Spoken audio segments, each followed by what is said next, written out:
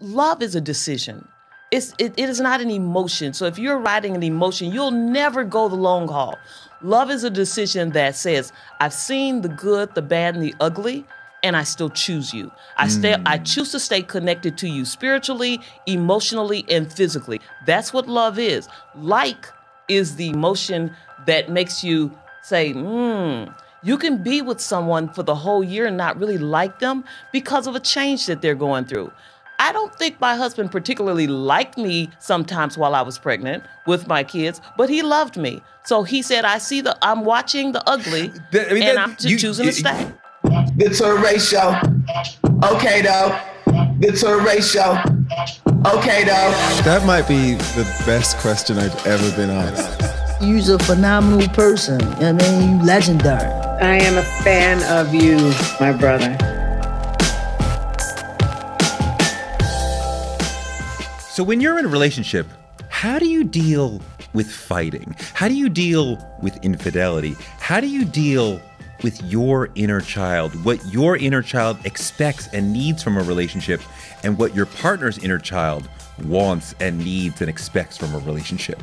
Love McPherson is a world-renowned relationship expert who's been married for 41 years and is super happy, but more importantly, she's also a therapist who has counseled thousands of people on how to have great relationships. And she's written and studied about what it means to have a good, effective relationship that really feeds your soul. If you want advice and thoughts and knowledge on how to have a great relationship, Love McPherson is the one to listen to. We had an amazing conversation about fighting, about infidelity, about inner children, about all the things you need to know to have a great relationship.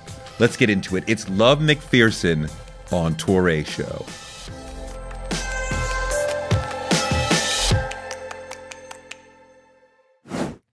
Love, how are you? I am doing well. You were named well. Oh, yes. I love my name.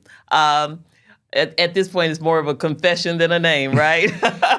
So let's talk about how we love better, because you want us to have better relationships. So what are some of the things that we all can do to have a better relationship?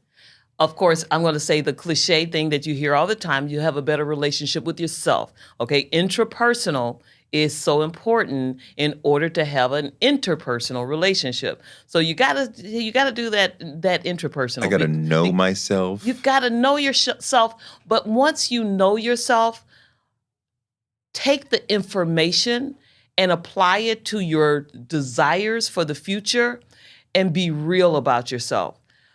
So this is what I mean. A lot of times what I'm finding in relationships is this. People have expectations, but their expectations are according to what they hear will make them happy. What people are doing and they see and they seem happy, but they haven't discovered what would make them happy. For instance, I've been married 41 years. That's amazing. Thank you. And being married 41 years is not an amazing thing because some of the people are cellmates, not soulmates. Yes. What's amazing is if you still like them. And you're still happy. And I'm still happy. Sometimes. And that's important because you have to have realistic expectations. Nobody will make you happy all the time. God, you know, I had, I remember this couple that lived next to us and were, you know, like 2 decades older than us, had been together for a long time. And they said, and I was just getting engaged, and they said, yeah, sometimes you have bad years. Mm-hmm. And I was like, a bad year in a relationship? Like, wow. But, you know, I think her message was, you stick it out through that. Absolutely. The thing about it is, love is a decision. It is not an emotion. So if you're riding an emotion, you'll never go the long haul. Love is a decision that says, I've seen the good, the bad, and the ugly, and I still choose you. I choose to stay connected to you spiritually, emotionally, and physically. That's what love is. Like is the emotion that makes you say, you can be with someone for the whole year and not really like them because of a change that they're going through. I don't think my husband particularly liked me sometimes while I was pregnant with my kids, but he loved me. So he said, I'm watching the ugly, and I'm choosing to stay. You have 2 children. Yes. Yes, there were times when my wife was emotional or yelled at me or whatever. But like while she's pregnant, Right. I'm like, I am worshiping at your feet. You are, whatever you say is fine because you're going through it.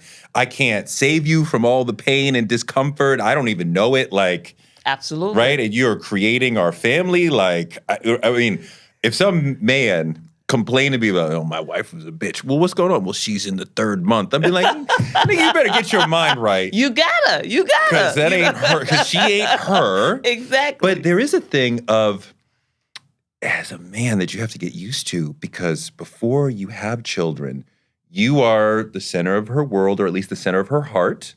And then you have children, you are never again the center of her heart.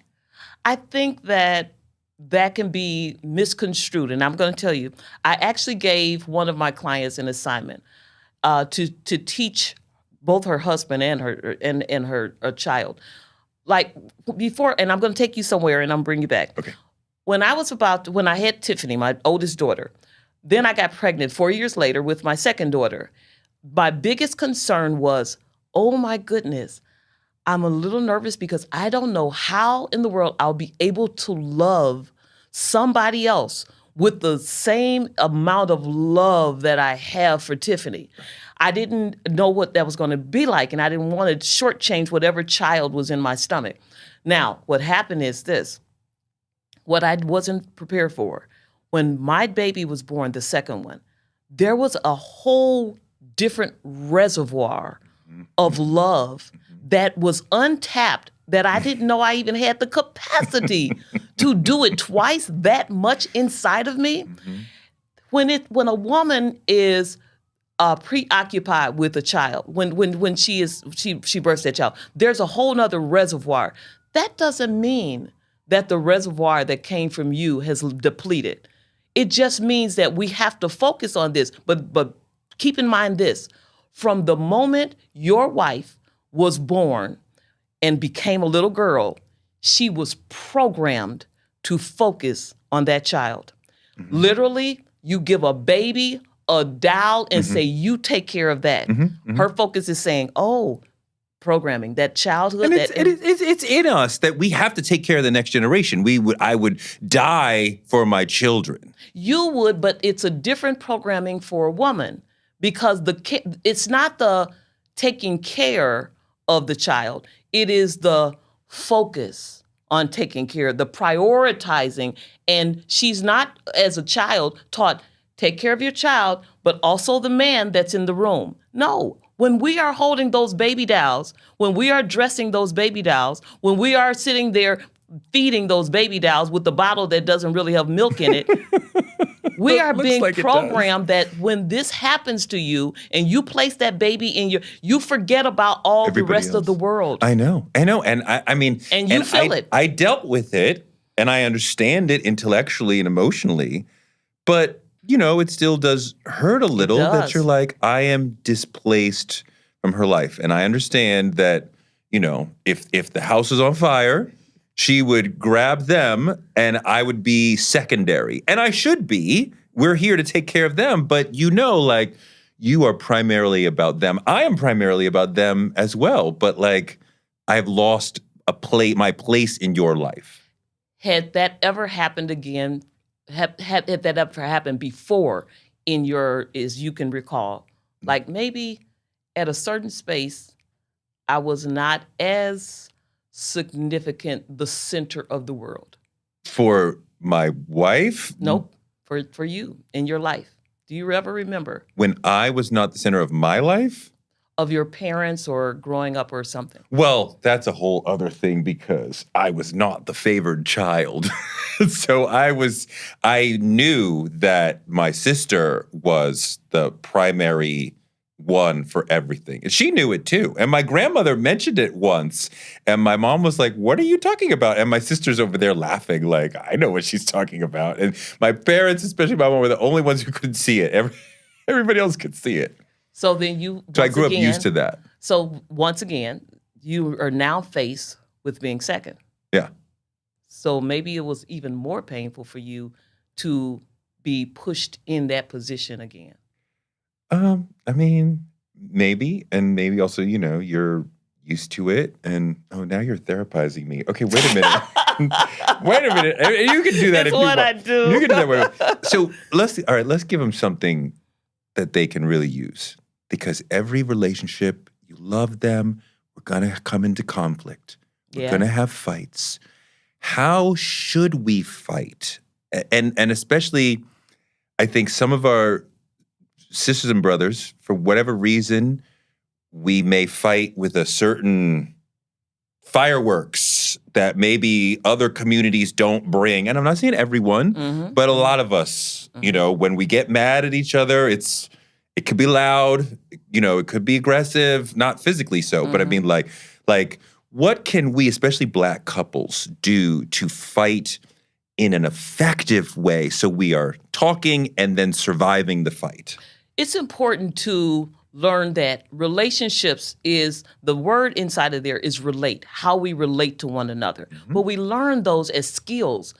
We learn that in our family. So however they related, that's the first programming that we have. That's the first skills that we are learning, whether we want to pick it up or not. And so we either learned it and say, I'll never, we make personal vows to ourselves, or we just, by happenstance, we continue the progress. So first you have to stop and say, what was normalized in my home? Well, we weren't even allowed to argue in our home. We were allowed to debate, though. We were not allowed to, my parents, we didn't see them arguing.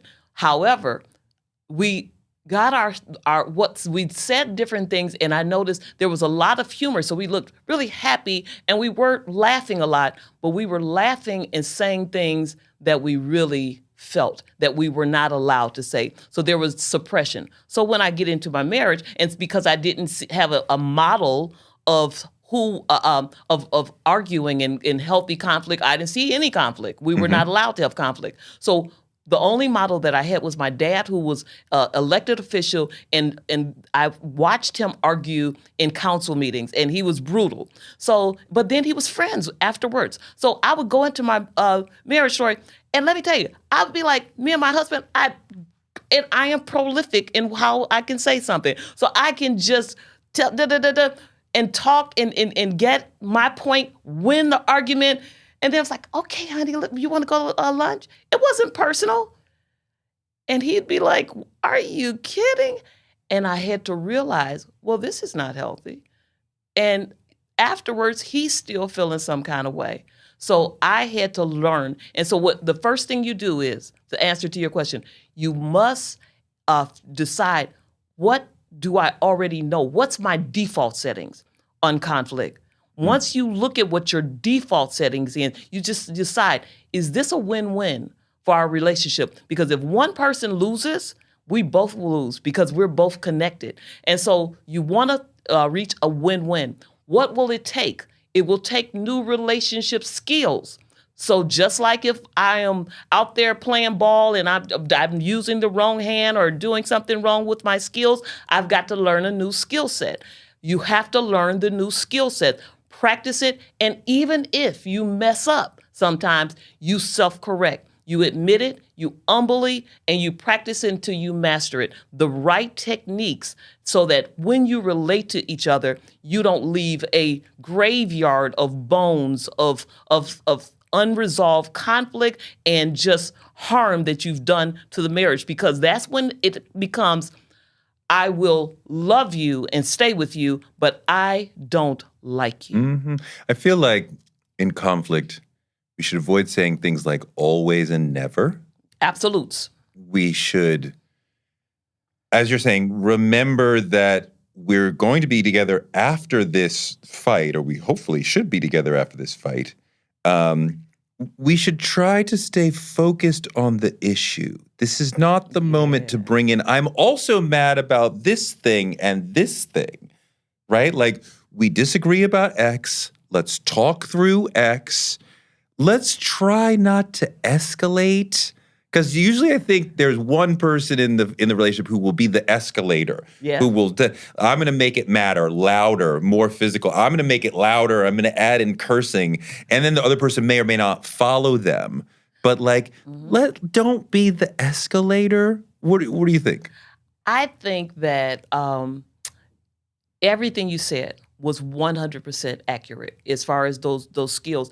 And we have to realize you get 10 seconds of hollering that a person hears you. After 10 seconds of your voice being raised, people literally close down. Yeah. So if the goal is to be heard, that's not the best solution. So you do have a choice. That first statement, how you respond to that. Say something triggered you, but how you respond, learn your responses, learn how to do that. Now, let me tell you, as you're saying that, as you're talking and you were saying all that, if I were to sum it up, what I would say is this. When I listen to your show, what I notice is this. You don't just listen to what the person is saying in order to just get finished with that answer. I sense a real curiosity from you. Thank you. And not only do I sense when I hear your show, I don't just sense a curiosity. I actually hear you as an interviewer, you are still even open, even though you may have set perspectives, you're still even open for a different perspective on certain things. So you're listening to learn. Mm-hmm. Now, I had other interviewers who are just going by the script. Now, let me tell you something. If you can take that method into a relationship where you are listening to learn, you are open for new ideas, you are genuinely interested in the subject, you are interested in your mate. If we took what you have mastered on this show into our relationships, it would improve astronomically. Flattery will get you everywhere. but I appreciate the comment. And if I envision a couple, they went to a party. She doesn't like the way that he responded to a person at the party. You were rude to my friend. We get in the car, we get home, and she's like, you were rude to my friend and you embarrassed me. Now, does she want to just download that information to him to set a boundary of like, don't do that again? Or does she want, or he, to listen to say, why were you rude to Stephanie? Did Stephanie do something? Did she trigger something? Did we put you in a situation that made you uncomfortable? Well, yeah, Stephanie's husband makes a lot of money and she was flaunting it in my face and I felt very small. Now we understand why you were upset. Now let's work to not be rude to her again. But and I think sometimes the fight is just, I'm downloading my feelings. Yeah. Rather than, can we work together to figure out why you behaved outside of yourself? And that is a mastery in relationship skills that many do not possess. First of all, the first mastery would be on the woman's part, which would say, I'm going to be vulnerable in this moment. However, in order to be vulnerable, to say, I'm not angry, because anger is a secondary emotion. You become something that makes you angry. You become a more vulnerable emotion that causes anger. You feel disrespected, you feel rejected, you feel lonely, which makes you angry or have an unmet need. Now, so her first skill is, I want to be vulnerable in this moment. Sometimes when I'm around Stephanie, I feel this way. And when you did that, it actually made me even feel worse because of this. And I'm not saying that you tried to do this, but in her presence, I need to feel that I matter or significant. Now, in order to give that kind of information to somebody, you hand them your heart and you say, please handle it with care.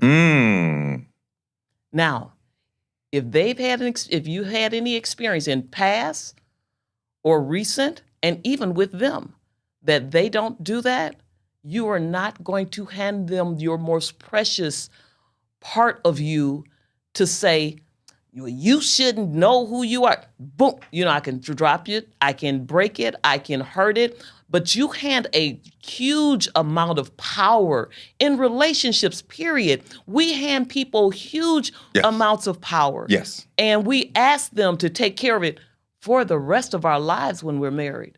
Every day, I need you to wake up and look at my heart, not be dismissive against it. Not choose somebody else's, well, I'm going to pick up her heart and then I'll be back to you. None of that. I need to believe that I am enough that every day when you wake up, you choose me. Now, if my childhood says not even your daddy would choose you, do you really think I'm going to walk in here believing that I will be chosen every day? Even if you're a good man who will.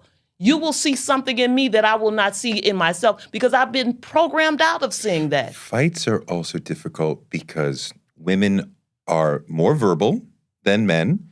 And when the emotions go up, they remain more verbally dexterous than men, right? I think when the emotions go up in that register, men's verbal ability goes down, right? We're programmed, we're going to fight at this stage. Women are going to talk at that stage. So we're talking. So the man is at a disadvantage. She is, most women are much more emotionally intelligent than most men. So she knows how she's feeling. She respects her feelings. He does not code his feelings. He does not respect the whole notion of feelings. He just knows, I feel bad. She's mad at me. What do I do? So now we're dealing with even two different people than when we were both happy together, right? And that's a whole challenge for how do we get through that moment as a couple. Absolutely. And here's the thing.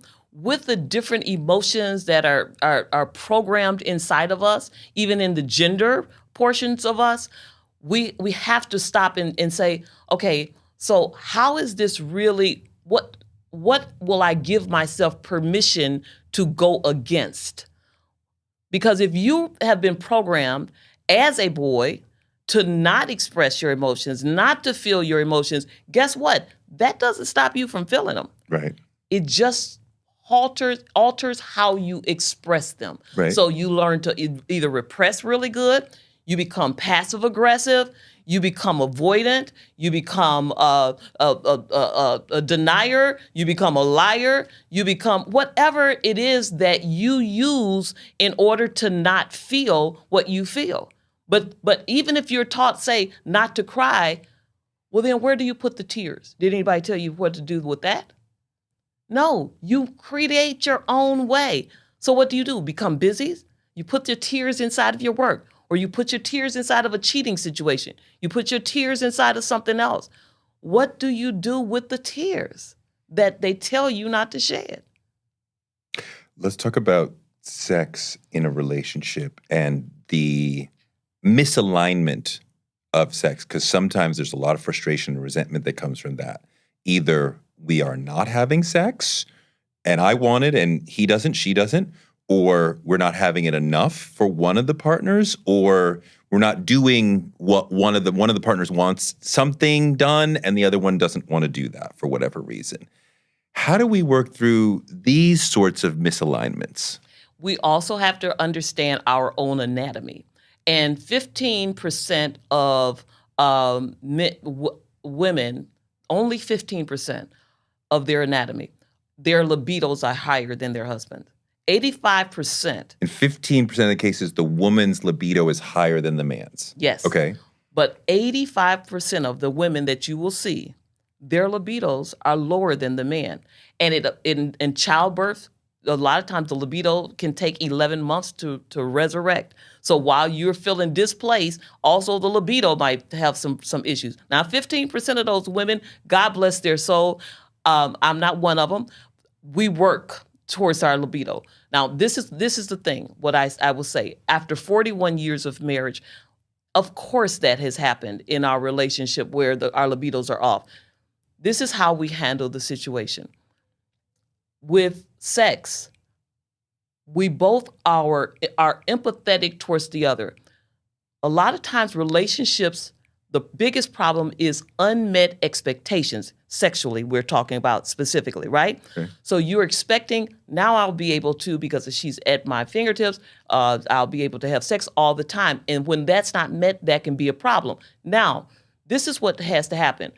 We expect we're going to feel like having sex. Now, see, this is a taboo situation. I'm about to go down some territory. Let's do it. Because there's, well, I shouldn't have to have sex if I don't feel like it. Let me tell you something. True.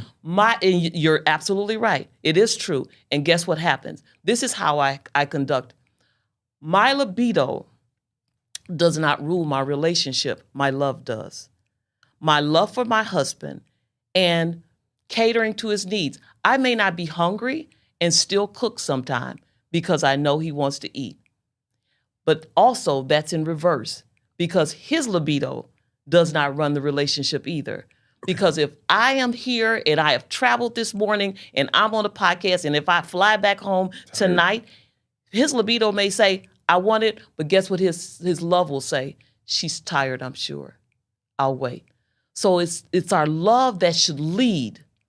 If For the sure. libido shows up, But God bless you. But we know, especially in long relationships, and we get a little bit older in life, sometimes the sex life goes away. Absolutely. Either completely or it becomes a wisp of what it once was. And- What do we do? And the one person, as you described scientifically, generally it's going to be the man who's like, hey, I would like to have sex or more often.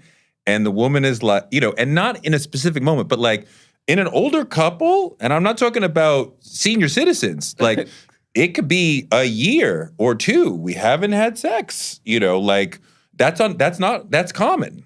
What do we do in that situation? Genetically, just like you said, it's just one situation. But sometimes it's not about the sex. It's about the emotions. It's about hurt feelings, trying to connect with a person that you feel is coming to reap where they have not sown. And they only show up for the sex. A lot of women are going through that in their marriages where they're not touched. Okay, now So they need more romance to get to the sex? they need more consideration. Not just romance. Sometimes we think it's just bring a flower, but if the flowers is a manipulation factor to get to sex, it still doesn't feel like romance. How do you actually treat me when you don't want sex? Do you hug me when you don't want sex? Do you bring me flowers just because of who I am or do you come for my body parts or do you come for me? And you have to stop and see, and you can feel and sense the difference in a woman. So that can be there. But also, what I find in men, Toure, is this: after men get enough no's, then they feel rejected. They stop. They stop asking. They stop asking. That's and dangerous. Guess what? Also, when they come and they come to you, and it's almost like disgusting they are not going to rape you. If they're honorable men. And if they feel that it is, you are not receiving me, that's another time when they will stop. So on both the answer to what do, we have to stay connected. We have to talk. We have to stay committed. In 41 years, me and my husband, we'll have that sex talk. We don't have any problem with doing that. And even after we began to grow in our careers and stuff and stressful, what do you need? You know what I need? I need to just relax first. A massage. He'll massage, but not to touch. Yeah. Just to massage. After, I'm like, oh. But the sex talk is fraught also because if I ask you too much and we have a whole big conversation about it, and then you take that into sexy time and you're thinking about, he said he wanted, now you're not even in the moment, right? And now, so it's like, I can talk about this a little bit, but if we can't have an argument about we don't have sex enough, because like, that's going to ruin your whole thing, right? Absolutely. So like the way even that we can deal with it is very sensitive. The way that you deal, it shouldn't happen when you're deprived. It should be an agreement in advance, and that's how we handle it in our relationship. And a lot of times we have the notion that we are supposed to, It's supposed to be spontaneous. I'm supposed to come in the kitchen and knock everything. And I'm like, somebody got to clean that up after, but really scheduled sex, we need to normalize some of that when we have busy schedules. We need to, and maybe you can make it romantic. Just because you know it's going to happen doesn't mean it can't be romantic. As a matter of fact, you can brace yourself for it because you know it's going to happen, and you could work less or reserve some of your energy and things like that. But the way that we market and brand what sex is supposed to look like all the time, it's just not realistic in a marriage all the time. First of all, if you don't stay emotionally connected in your mind, you will dread the sex. It is a lot of the dread happens because of hurt. You didn't do this, you didn't do that. It's not just about flowers. The other thing is, this is the real reality of it. What happens, sex is like, and happiness in a relationship period is this, the formula. It's kind of like taking medicine, a painkiller. There's a peak where, oh, this is really good. It's working. And then after a while, it goes down. That is a reality and a fact that they have studied. And so there is a peak in relationships of happiness. And then within 2 years, it goes back down right to where it was when you were single. You thought you were going to be happier because everybody tells you you're going to be happier in marriage, but actually it evens out. Now, when it evens out, the problem is this. People will say, you don't bring me flowers. That must be what it is. You start looking for what it was that you're missing that kept you alive. And so what you have to do, you have to realize that everything is not going to be up at the top and at the peak, but you still have to make sure that you stay connected in the new you that you are as you continue to grow. So in your work, you talk about racial trauma in relationships and the impact of that. Let's talk about, are there specific issues, challenges, hurdles that Black couples have to deal with that other sorts of couples aren't dealing with? Yes. What I find is that a lot of times, especially for Black men, I'm going to go Black women and Black men. Mm-hmm. For a lot of times for Black women who have grown up into homes where the father was not present, sometimes the father may have been present, but just not present for them. Mm-hmm. Sometimes they have a whole other family 2 blocks away that they take care of. So what ends up happening is, I find, and from my experience and the people that sit in my chair, more often that woman is deeply looking for emotional connection, where somebody whose father was there and present, they don't need the holes in their soul filled from the hollowness of somebody being there loving you. And so the little girl will lead the relationship desiring that man to really show up in a big way emotionally. The problem comes is when they attract that man, a lot of times he's dealing with some things himself. So the boy who maybe had to take care of his mom or had to step up as the man of the family. And not, of course, when I say Black and white, I'm not talking about all families, because neither one of our families look like that specifically, and many other people. But what I'm talking to you about, by the time people get to my chair, a lot of time this is what I am working with. And so what I find is that the man, because of his little boy and his deficits, does not even have the ability to fill the holes in her soul. And she is disappointed because she thought somebody was going to finally show me how special and significant I am. But his intrapersonal relationship with himself does not even allow him. Both of them come seeking for so much more than sometimes I find with the other. Now, in other races, sometimes I will find body image issues. I need to stay beautiful because this is how I was conditioned to attract. I need to stay, it is more focused on other areas, higher tolerance for certain behaviors, and where in the Black couples, there's a different level of tolerance for that. Okay, that was great. There are issues that Black couples have that white couples will have, because sometimes at the end of the day, it's Absolutely. just a man and woman. So as a person who talks to a lot of black couples who are in crisis or just trying to keep it going, what are some of the big issues that you see consistently coming up with lots of couples? The consistent issue that I see, unfortunately, no matter how big or how small it is, we have not dealt with our relationship traumas. We have not we will watch somebody, our mothers be beaten, dragged through the floor, and we will get up and see that, and we don't deal with it. We have not stopped to heal from it, and we will think that that does not affect how you enter a relationship, if you feel safe or not. The childhood, the relationship you see with your parents in childhood continues to affect you when you enter into your own relationship. That is the biggest issue that I deal with, because I see the inner child, the broken child, running the relationship. Because that child is going to keep you safe. It's going to be trying to keep you safe. It's going to be trying to counsel you, and the child does not have the ability to counsel an adult relationship.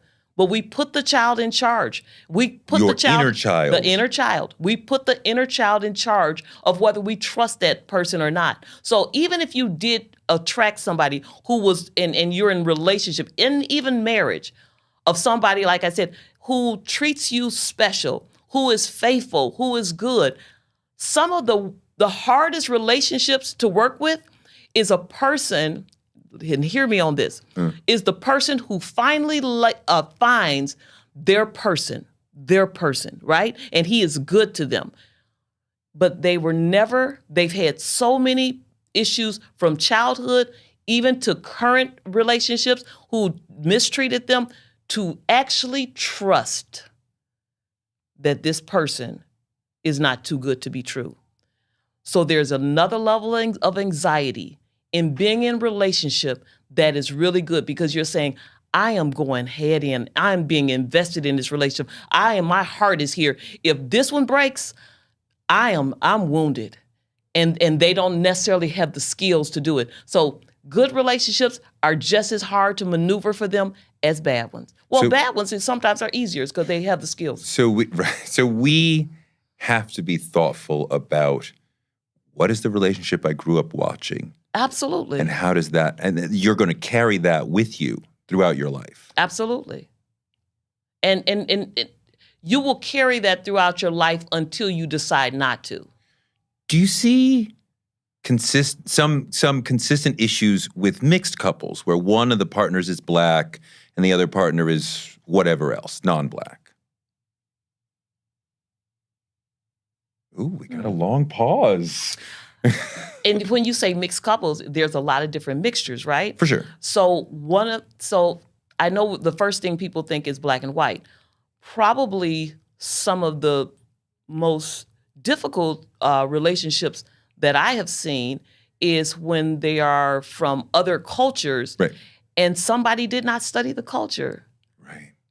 That is a really difficult, because I'm thinking, you don't even know how to interpret what you're experiencing. You didn't realize this is a norm in that country. This is how they were raised. What you're seeing is very normal. And the person has not studied the culture, and they're trying to have an American relationship with a person who is not Americanized. You understand? And so those are some of the difficult ones. Of course, the natural racism and having knowledge and things like that of white, black, that is a norm. But that's a lot of times what I find is there's an adjustment that was allowed, and a tolerance in those type of couples that don't always bring them to a very difficult counseling situation, not because they shouldn't be there, but because of the tolerance level. I'm sure you see a lot of couples that are dealing with the aftermath of infidelity. Oh, yeah. How do we process and work through that? Because many couples survive that. Many do not, but a lot of couples can get past infidelity. So what do we do there? Infidelity is a sign of something that was already there. That's just the weed coming out of the ground. It was there all winter. the weed was. It was just dormant. So what we first have to see is what brought this on, okay? Now, we don't want to go into that, but the survival, which is what you're asking about, with the survival part of it, the biggest factor is the trust factor at that point. And it can take up to 2 years, studies say, for somebody to learn to trust again, because the first trust is they have to learn to trust themselves because they believed you. And they were lied to at some point. I mean, either tacitly or overtly. No, but they believed themselves that they would be able to detect it, and Right. they let themselves down. Right. And when they let themselves down, the fact that you say, I'll never do it again, they don't know if they can trust themselves to believe or even see if you go back on your word. So their first relationship is with themselves to be able to say, how did you miss this? How did you trust this? What did you do? So once they learn to trust themselves, then they can learn to trust you. But during those 2 years, if you actually manage that, a lot of times the relationship is so much better. That's what studies show. It can be better than before because you had to deal with the issues that brought it on. The weed in the ground in the frozen winter, you have to deal with that and pluck it up, and then you can go ahead and move forward. Do you find that Black men cheat more than other races? I have found that is what studies say. Mm-hmm. I have also found that tolerance levels are different in different cultures, so there's no need for confession in some. It is a normalized thing, and even things that the woman says, but he's taking care of you. Moms train the girls. Oh, it's okay because, long as he's a good man, men do this, men are, and so it's accepted in some circles more where there's no need to report I have seen some of the data that you're talking about. I saw a global study that said African-American men cheat more than any men in the world except for, there was some very specific sliver of men in Spain, some specific ethnicity in Spain that cheats even more than, but Black African-American men more than any other group on the globe. But at the same time, Black women in particular are more likely to take them back and more likely to break the relationship, to leave, if he cannot help with the bills than over infidelity. Yes, I could see that. I can't see necessarily, not from my experience, that the highest rate would be African American men. You don't see that? Nope. I don't. Because I know that it is very normalized in some cultures. And so to report it as So you're saying, well, French men, they don't look at it the same. They expect them to have the mistress, and so they're not coding it the same. Yeah, I do think they're not coding it the same. I really do. Okay. I think that there are some expectations that this is how it is. And I understand that it's reported. I believe that it is a bigger deal sometimes for African American women. Now, I know you said, well, they'll accept him back. They'll accept him back, but he may not know life as he used to know it. You understand? And so I'm tolerating this. However, I'm upset with you. They will hold things in. Yeah. Where other races, you will simply be brought your meal with a smile. And so because this is how you were taught since a child, this is what you do. Because he's such a good person, he's a good provider, and so it's okay. I mean, one of the examples I think about a lot is Beyonce and Jay. And he cheated on her in front of the whole world, and she was humiliated, and she was clearly angry. She talked about it for a whole album. The whole world heard that, and he apologized in front of the whole world, and we all heard that. And she took him back. But Toure, when you're married, this is the thing. It's a different investment. There's a different level of investment. And this is why. When I was young, I was married in my early 20s. I was like, oh, you cheat? You are out. You are out. However, after this many years and understanding the realities, if my husband, I've not had to experience this, but that I've been aware of, if my husband did at this age, I don't know if that is something that, with this level of investment in each other, in legacy, I'm very sure I would be looking for the deeper reason at this point for it. It would be bigger than you laying down. If you were in love with somebody, we would need to really explore what happened, what failed us. That would be so much more important for me to know what failed. Now, do you think that I'm going to sit there and just say, oh, swear, did you? No, that's not how it would go down. But that would be. But you want to know, are you in love with someone else? Absolutely. Or did you something just happened and you don't love her, but right? We gotta talk about what happened, not just the fact of infidelity. Exactly. And maybe that doesn't interpret so well when they are surveying everybody else in other cultures. Mm-hmm. The fact, that wasn't an affair. I slept with somebody, but that's not an affair. You understand? I don't know what translated. What I do believe is that it is not just African American men, that this is the highest and Black women accept it. I didn't say Black women always accept it, but there seems to be there is data saying that they are more willing to accept that infidelity than he cannot pay the bills or cannot help with the bills. That is a death knell. And I think for a lot of Black women in particular, like, well, there's no reason to continue this if you're not participating over here, right? No romance with no finance. But this infidelity, I can. And that a lot of times that goes back to your skill level. It really does. Your skill level of what you saw in your home. If you saw your father was a serial cheater, and your mother, accept it. You accept it. It's normalized. If you saw that even if you grew up in a house where your father didn't pay your bills, or he wouldn't pay child support, and you made personal vows, I'd never let a man do this to me again.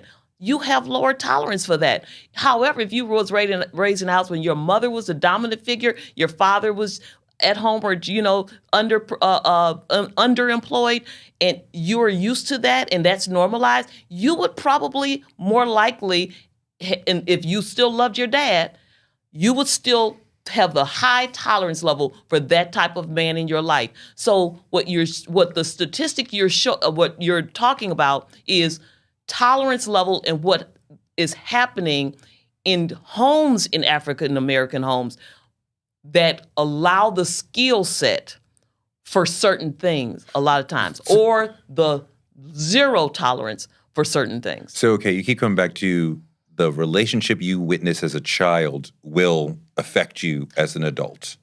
That 100,000%.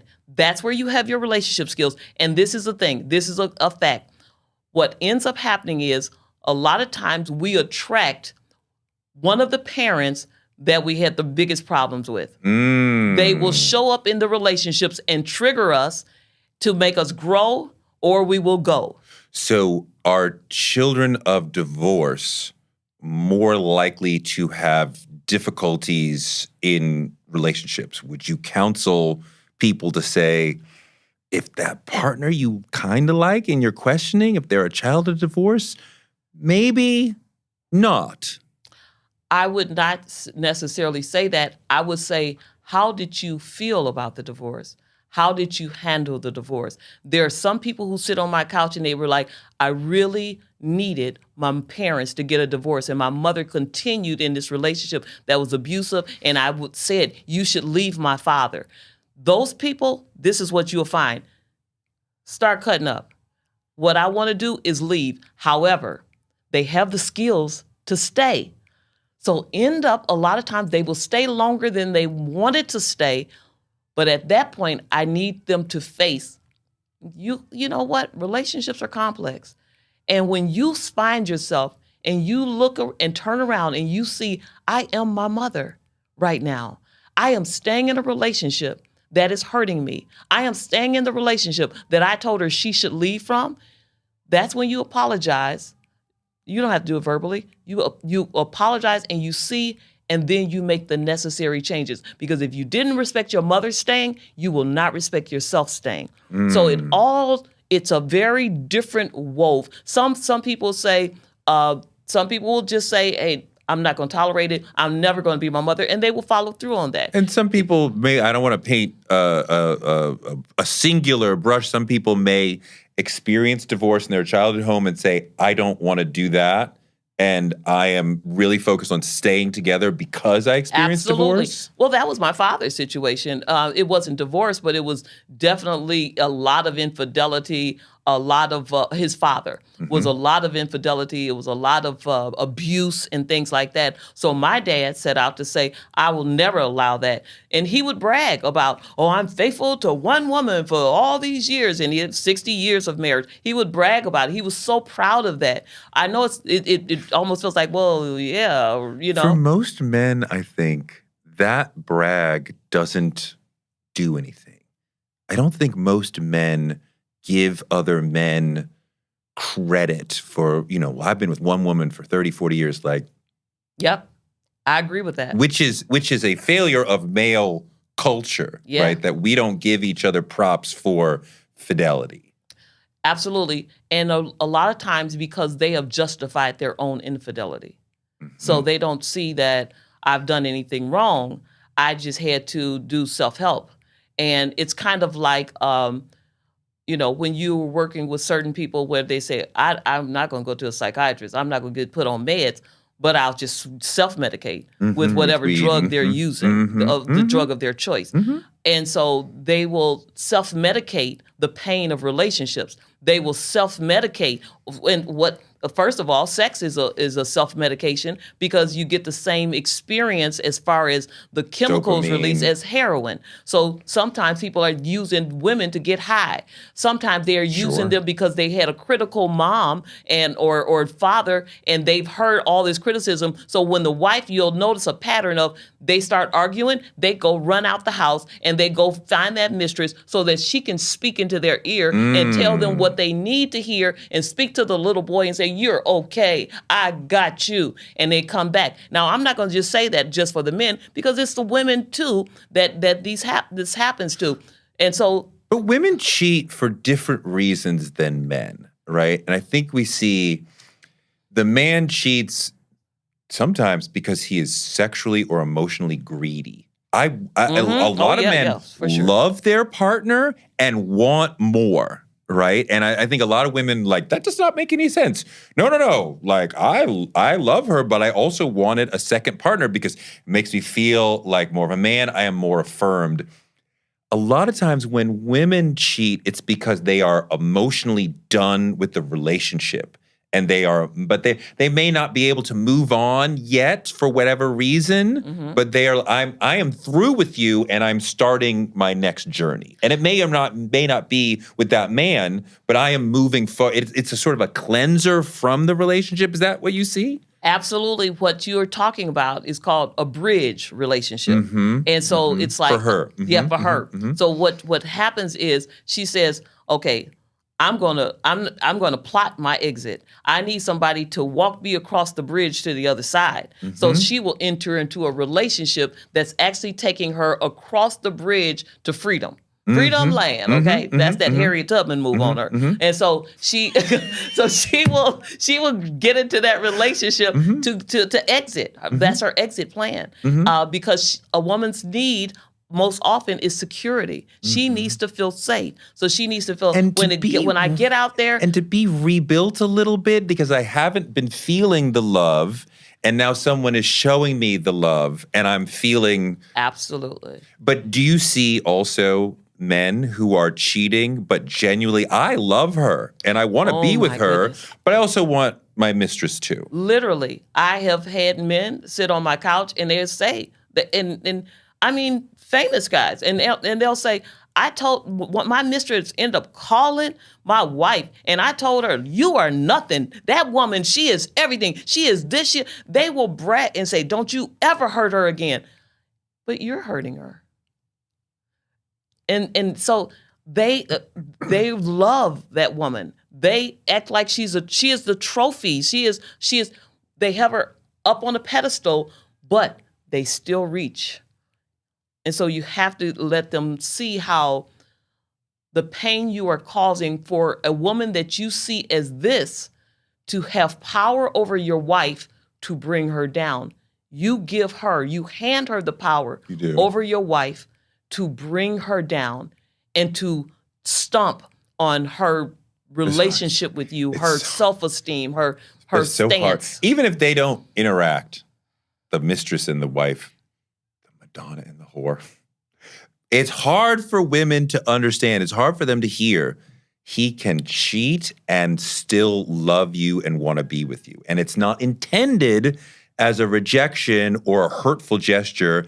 I am greedy. I want more affirmation. I want more sex. I want more things, right? So much of being a man is acquiring lots of things. Yeah, yep. Right? And I want both of you. And sometimes the mistress or the girlfriend or whatever is the yin to the wife's yang, right? And like, I hold my wife on a pedestal. I love and respect her. This is who I want the community to see me with. I don't want the community to see me with her, but the other woman, but I also like going into dives and doing weirdo stuff with her that you would never be my wife, but, and I want both. And I love you, wife, but I'm doing this other thing. And that's when love is not enough.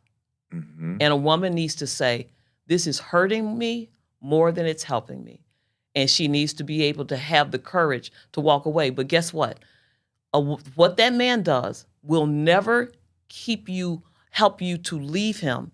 It is not about you've done something so egregious. It is all about I have discovered who I am, what I'm worth, what I deserve. When you discover who you are, you will have the courage to walk away and stay. Now, let me tell you, I never tell anybody to leave. I don't care how many times. I've never, and I will never tell anybody to leave. In a violent situation, wouldn't you? Well, of course. That's different. I'm going to always inform you of the danger of staying. I will advise you, like, this is not healthy, this is toxic. I'll tell you. But we also know that in a violent relationship, when she tries to leave, she is at her most, that she is most in danger. I have literally, because the woman has chosen to leave a narcissistic relationship, I have literally been on the phone helping her escape out the house. Okay, this is what so yes. We respect that. We're not saying you're... Yes, it was very violent. Right. So I would never tell him, but I'm just saying, I can't be the one to make that decision for you. You can't say, I'm gone because Love McPherson told me to go. You've got to decide, not your role. I am gone because I made the decision to go. I found love for me. I know what I deserve, and that's why I walked away. There's a... Male or female, men and women. And I know we're talking really gender specific, but let me tell you something. This thing goes both ways because there are women who have become hardened and have sex like men and cheat like men, and the statistics are almost the same at this point. And like you said, they're for different reasons, but not always. Sometimes it is just greed as well. I have seen statistics that say men cheat more often than women, except if you include the emotional affair, which is generally not physical, but she is sharing and connecting with someone in the same way that you do in a relationship. And if you add that in, then the amount that women cheat is not the same, but it's a number much closer to the amount that men cheat. Emotional affairs are huge, absolutely, for women. They are definitely men don't even know what that is. But what I mean, like, you know, with your partner, you see a news story, you hear a joke, you know, whatever, you want to share with them. You're texting them, you're telling them about your day, you're downloading your feelings. You start doing that with somebody outside of your marriage, that could become, you know, the office wife or husband or whatever. You guys are super close. She's grooming you. He's like, that's an emotional affair. And that can be corrosive and similar to the impact of a physical affair. Yes. Now, I will say this. It's not as often at all, but there are men who are having emotional affairs because of the disconnection. And here's, we have to realize, now that the women are is more independent. They are in the workforce. They are moving different. It's a higher testosterone level out there in the workforce and things like that. They show up. The relationships can be totally lopsided. And when you see that happen, a lot of times that's when you will see that the emotional affairs come in for men. When they're feeling like that they're just disconnected. And so I don't want it to be where men don't have emotional affairs, because they do, and women don't have just greedy sex affairs, because they do. But basically, we're talking in generalizations as far as the majority. One of the stories that's really big online right now is the story of a woman who is referred to as Ballerina Farm. You know who that is? I've heard of it. She's this this white couple in Utah. She was a Juilliard ballerina, and she was really good, and she was training to be a professional. And she met a man who is the son of the owner of JetBlue. So this man has a lot of money. And he basically ripped her out of Juilliard and out of her ballerina dreams and her nascent ballerina career, and was like, come with me to the farm in Utah. And now they have like 8 kids. And she makes a lot of content, so we see into her life. And all these women are looking at this as like the ultimate tragedy, that she married a rich man, and she pays for it every day, and giving away her dream and sacrificing herself and just sort of making food from scratch for all these little kids all around her. So is she happy? When you look at her context? I believe that she would say she's happy, but I mean, like the chorus of women looking at this are like, this is a tragedy. And somebody did a whole post on it and was like, if you marry rich, you will pay for it every day. Mm-hmm. Yes, I've said that too. And that is if that is your only goal. Now, she did have options. It seems like she had options, but I wouldn't just say that she's miserable if I haven't seen her. Not saying she's miserable, but she traded her dream and being a ballerina at Juilliard, and one of the best ones. That's a huge thing. This is what I'll say about that. Just because it's your dream, or who knows why she was at Juilliard, okay? That's what she wanted, and she's on the farm still doing the ballet Did stuff. she want it, or was she? No. That's what she yeah. So if she dropped her dream for a person, and she's now feeling obligated to that is a miserable experience in life. If this is what she wanted, and this is what she does not want, absolutely, it's a tragedy. However, if, say, she was programmed to be a ballerina since a child, and what she really wanted was just to be a family, even more than she wanted Juilliard, then that's a whole different situation. And I guess when you are working with clients, you see so many situations that are off the path of the normal. This means this. Well, there's a lot of things, a lot of variables. But I think we encounter more situations where women have a dream and then have to swallow that to become a mother. And more often where the man can have a dream and continue to pursue it even after children. You do see that, and that's unfortunate. So, I mean, I don't have any argument with that, and it's unfortunate that it happens, but you're making choices, and there's something underneath that choice that you would give it up, for something that you're not happy with. I always have to go back to a deeper level than just you walking away. But why did you walk away? We would have to explore that situation. I think some women are pulled in a life direction because the man is expressing more will, and the world is telling you as a woman are fulfilled when you are in a family. Okay, well then that has to do with programming. Yeah. And so what has to happen is this.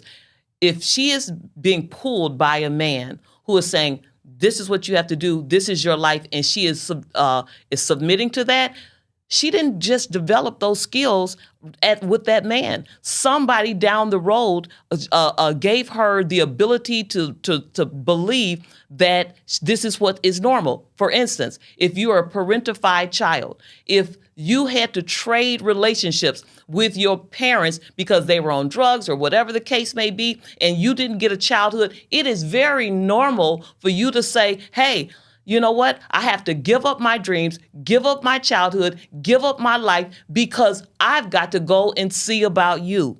And so when that man shows up and says that, it feels quite normal. I will trade in my life to make sure you're okay. And that's an issue. That's a real problem. You, coming to the end, you have a lot of content about do's and don'ts of effective relationships.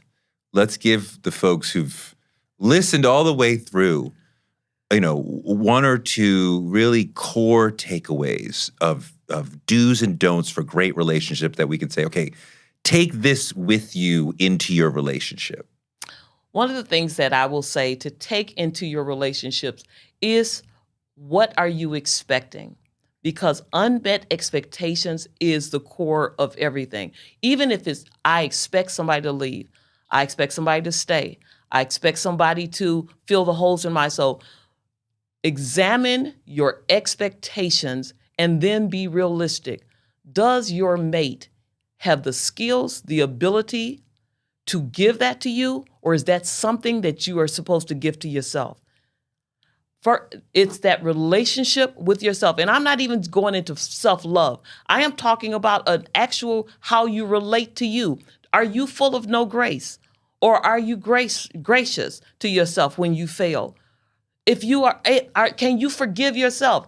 You've got to develop those skills in order to transfer them to somebody else. So self-examine, self-assess, and then say, am I ready? I'm not talking about, are you wife material or are you husband material? I am saying, are you person material for healthy relationships? Are you able to relate in a healthy way to anyone?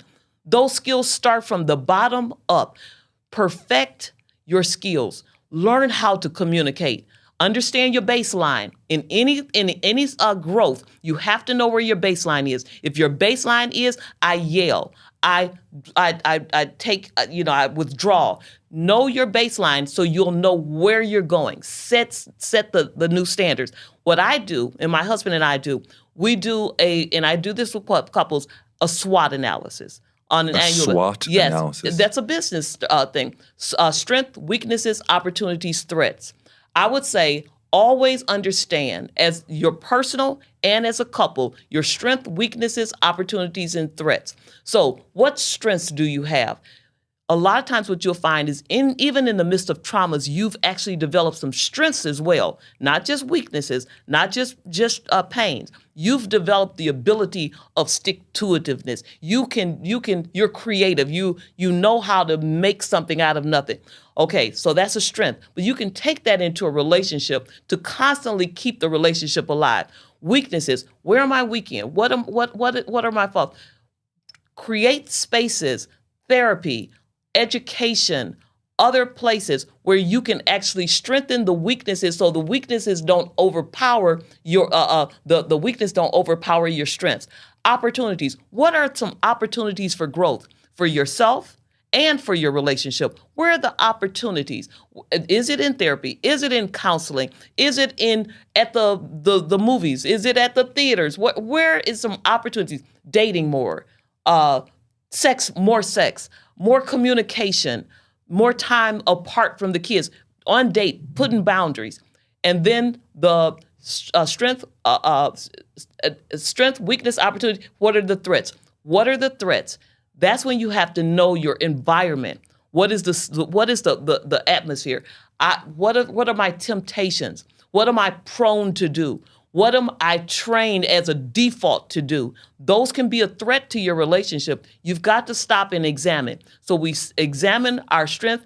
weakness, opportunities, threats. In 41 years, they look different because I'm not my 21-year-old self. What was a threat to me at 21 is not still a threat to me right now. And so what we have to do is continue to self-examine, to continually self-improve and move forward in the relationship. We got to work this thing. It has to take work. In order to continue to like somebody, you got to continue to work. You got to work on that like. Beautiful. Thank you so much. That was It's wonderful. such a pleasure. Thank you. Thank you. That was fantastic. Thank you so much. Hey, if you like what you saw today, be sure to check out more Toure Show content right here. Don't forget to click that subscribe button for more Toure Show content every week.